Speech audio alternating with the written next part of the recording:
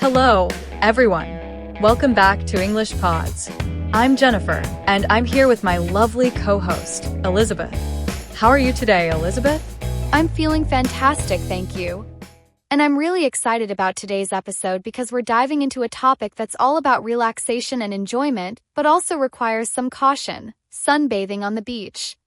I think many of us love the idea of lying on a beach, soaking up the sun, feeling the warmth on our skin, and just enjoying a perfect day by the sea. Absolutely, Elizabeth.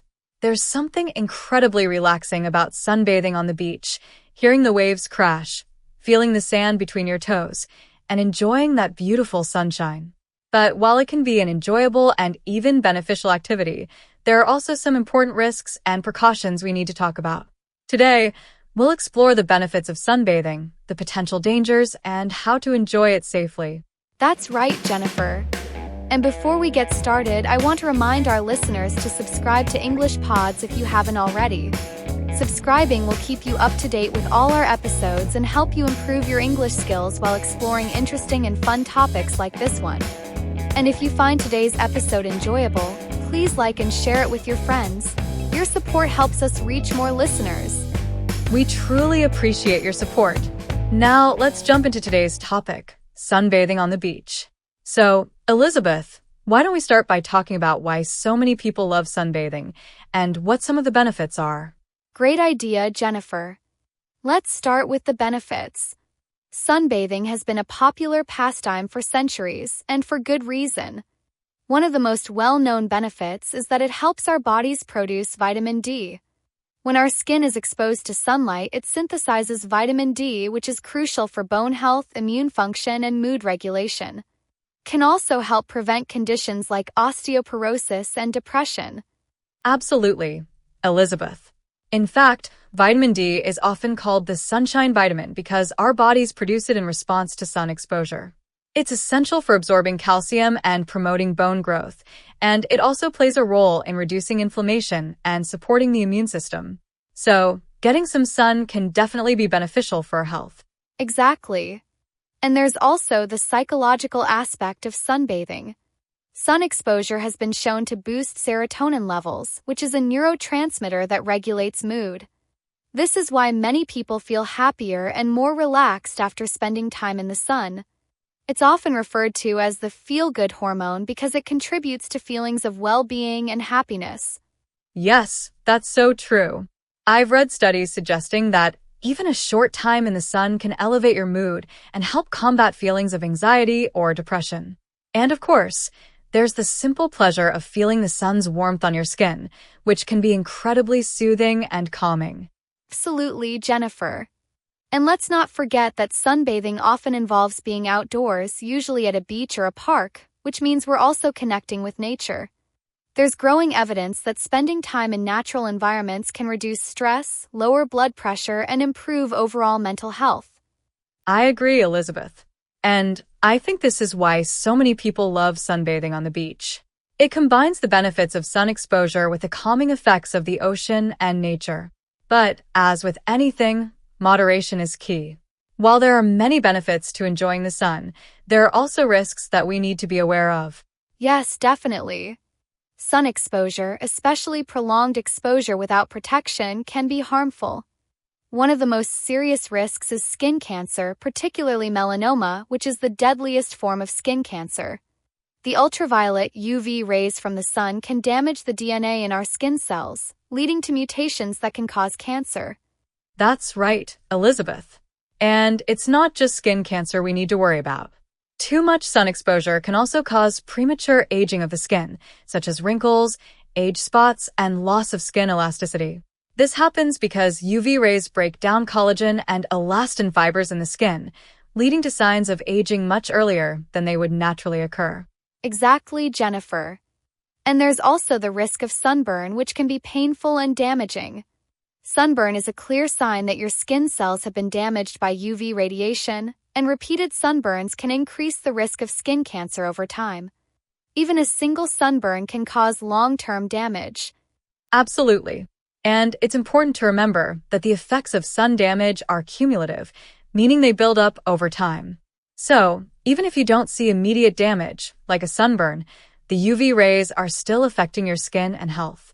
That's why it's crucial to take precautions and sunbathe safely. Exactly, Jennifer. So let's talk about some practical tips for enjoying the sun safely. What would you recommend as the first step? The first step is definitely to use sunscreen. It's essential to apply a broad-spectrum sunscreen with an SPF of at least 30 to all exposed skin, even on cloudy days. Make sure to reapply every 2 hours, or more often if you're swimming or sweating.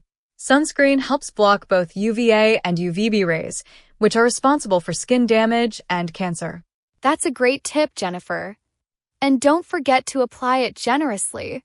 Most people don't use enough sunscreen, which reduces its effectiveness. It's also important to apply it at least 15 to 30 minutes before going outside to give it time to absorb into your skin. Exactly, Elizabeth.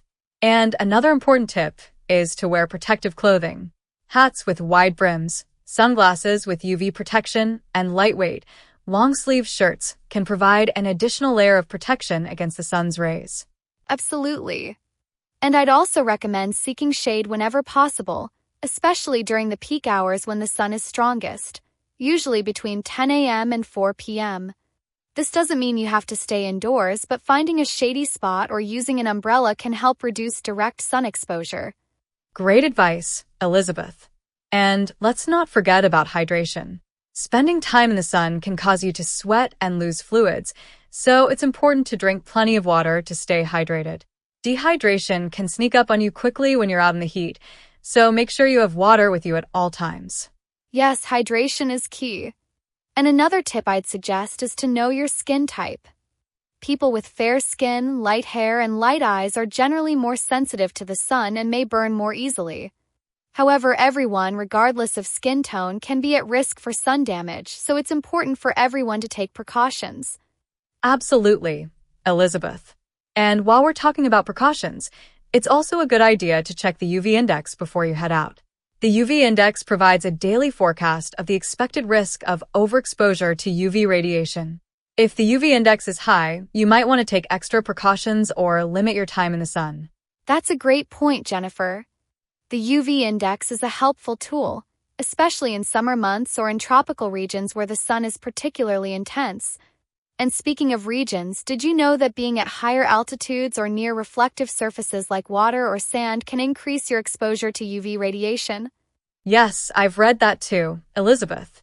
Snow, water, and sand can reflect up to 80% of the sun's UV rays, increasing your risk of sunburn even if you're in the shade. So it's crucial to be mindful of your environment and take extra precautions when needed. Absolutely. And I think this is a great moment to hear from our listeners. I'm curious to know how they enjoy the sun safely or if they have any personal experiences to share about sunbathing on the beach. Let's take a call. Hi there, you're on the air with Jennifer and Elizabeth. What's your name and where are you calling from? My name is Liam, and I'm calling from Sydney, Australia. I've been listening to your podcast for a while, and I really enjoy it. I wanted to share my experience with sunbathing and how I stay safe in the sun. Thanks for calling in. We're so glad to have you. We'd love to hear your story. How do you stay safe while enjoying the sun in Australia, where the sun can be particularly intense? Well, in Australia, we're very aware of the risks of sun exposure. The UV index here is often high, especially in the summer, so we're taught from a young age to be careful. I always make sure to apply sunscreen before I go out, and I wear a hat and sunglasses. I also try to stay in the shade during the peak hours, and I make it a point to drink plenty of water. That sounds like a great approach, Liam. It's so important to take those precautions, especially in a place where the sun is so strong. Have you noticed any changes in your skin or health since you started being more mindful about sun safety? Yes, definitely. I used to get sunburned quite often when I was younger, but now that I'm more careful, I haven't had a bad sunburn in years. I also feel more comfortable spending time outside, knowing that I'm protecting myself. That's wonderful to hear, Liam. Sounds like you found a good balance between enjoying the sun and staying safe. Thank you for sharing your experience with us. Thank you, Jennifer and Elizabeth. I'm happy to share, and I hope it helps others.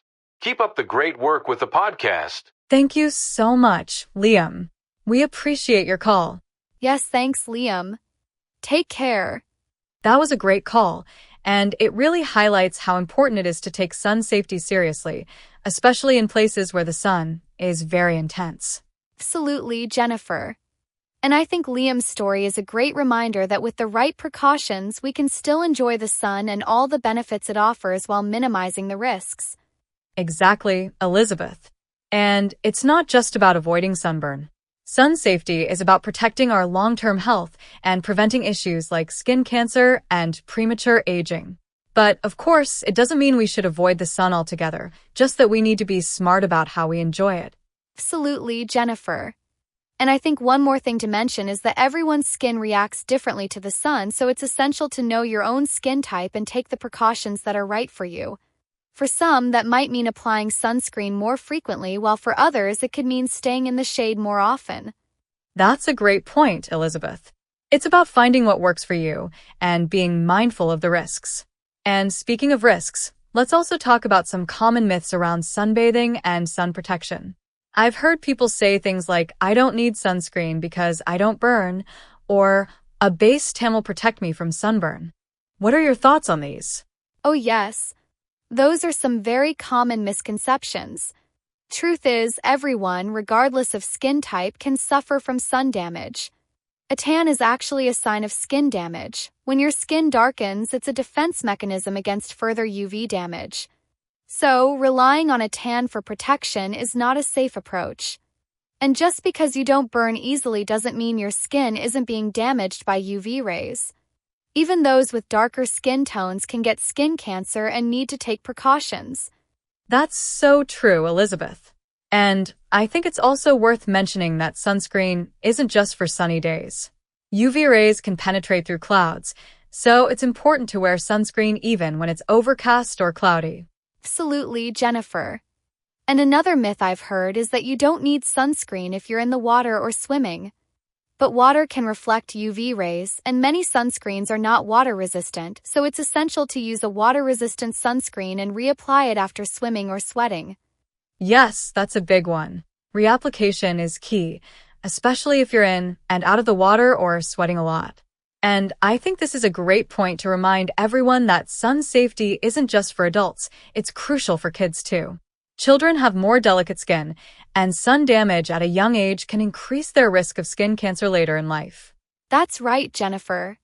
Parents should make sure their children wear sunscreen, hats, and protective clothing, and encourage them to play in the shade whenever possible. It's all about forming good habits early on. Absolutely. And as we start to wrap up this episode, I think it's important to remember that sunbathing can be a wonderful way to relax and enjoy nature, but it's essential to do it safely. With the right precautions, we can all enjoy the benefits of the sun without putting our health at risk. We hope this episode has given you some useful tips and insights on how to enjoy the sun safely. Remember, sunbathing doesn't have to be a risky activity if you take the right steps to protect yourself. And before we go, we want to remind you to subscribe to English Pods if you haven't already.